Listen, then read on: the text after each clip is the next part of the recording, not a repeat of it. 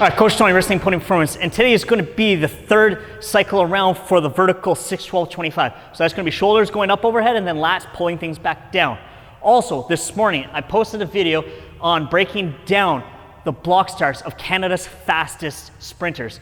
So we've got 4 races that I broke down. There's the Canadian men's U18 record holder, Wyatt Lee. There's the Canadian women's 100 and 200 meter national record holder and champion, Audrey Leduc.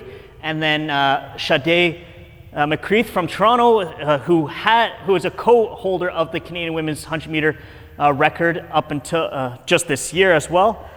And then the men's semifinal that had Aaron Brown and Jerome Blake, both of whom were members of our Canadian men's 4x1 team that won gold in first the World Championships in Oregon in 2022, and then at the Olympics last summer. Both of those men are sub 10 second and sub 20 second runners. For the women, they're both sub 11 second runners. So going through the analysis of their block starts and seeing some spots where even the best can still improve and shave off hundredths or perhaps a tenth of a second to set themselves up for further success. So if you like this type of content that includes my vlogs as well as other stuff that I put out, please take a moment now to like this video, subscribe to the channel, and leave a comment below. Now it's time to hop into the warm-ups.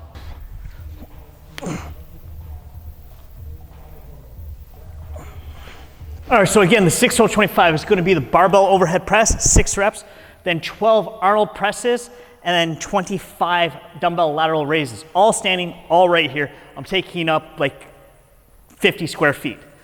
So the overhead press, I got 100 pounds, then I got 30-pound dumbbells, and then the lateral raises is going to be set up a little strange.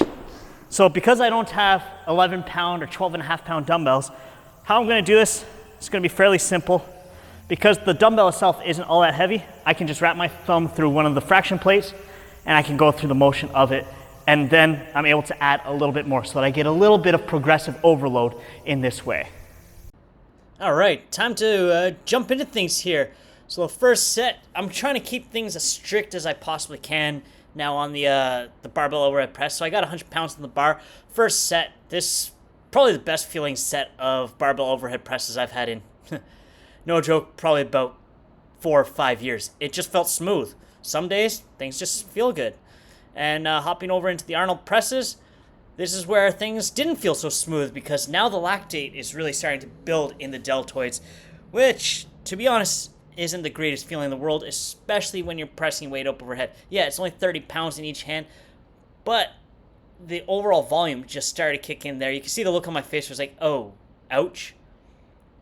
And then, yeah, show it the how I'm kind of holding these, just loop the thumb in around it, and then it's just go. We're just trying to get 25 reps here. It's all about just take a deep breath and go. So I'm looking at the camera here just to kind of get my elbows to line up with the bar behind me. I find that's a good landmark since I don't have mirrors in the gym. As fatigue starts to set in, it gets a little harder to tell exactly where certain things are proprioceptively. So just by using the camera itself, I was able to kind of lock in and keep things going. Then we get the second and third sets here on the overhead press. So the second set going from seeing things from behind, just different perspective. Third set from the front again. But you can tell I'm having to cheat a little bit. I'm having to push press the third set a little bit because admittedly, I'm just dying at this point. Then we get into the Arnold presses. And again, you can see I'm keeping a little more strict on the second set, but the third set, I had to push press every rep. The shoulders were just screaming. My triceps were no longer able to finish the rep at the top. It just overall started to go a little funky.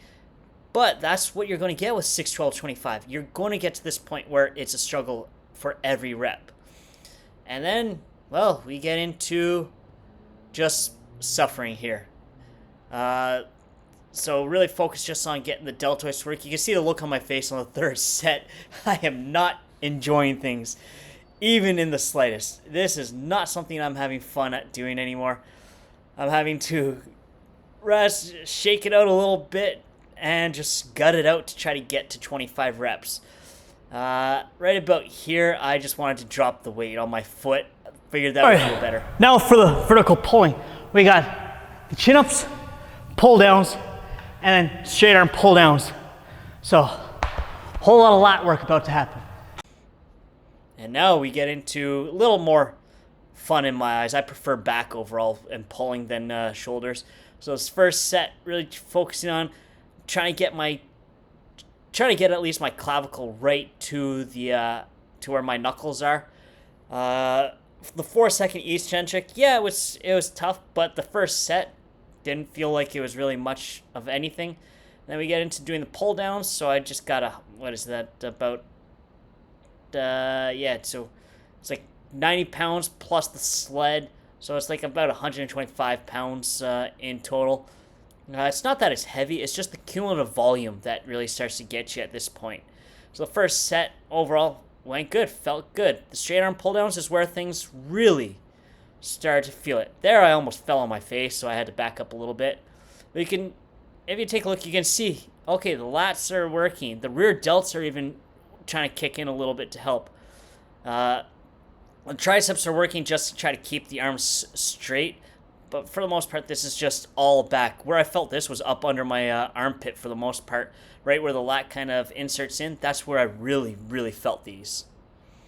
And then the second and third set. So taking a look, you can see that third set, I was dead. I'm having to kick myself up a little bit because there just wasn't much there to be able to pull. But by throwing in that little cheat there, it allows me to finish the set. And now this is where things get interesting and go off the rails in a hurry. The second set still felt okay, but I started to fall apart pretty quick. Whereas the third set, I was dead. There was nothing able to pull at that point. And then we get into the straight arm pull downs, and all I'm trying to do here is just survive. Both lats are absolutely fried at this point. The second set, yeah, I'm still able to kind of gut through it and go. The third set, I'm not able to pull as far down. I'm not able to get the elbows to come back and the hands to come back. I'm having to rest, pause it almost. And that's to be expected. Like when you're doing the 25 reps on 6, 12, 25, by the time you get to the end, you're not going to be able to be all that perfect with things. But it's get the work done. All right, so that's everything for today's workout. My back is cramping. My shoulders are on fire still. It was a great workout. Got through all 6, 12, 25. Missed a rep here and there. The last set of the pull downs, there was absolutely nothing there. I couldn't pull any further than I did. But yeah, so my post-workout is going to be 1 scoop of AT Labs grass-fed whey, a half scoop of their greens and reds whole food mix, as well as 5 grams of creatine monohydrate from Clean Athlete.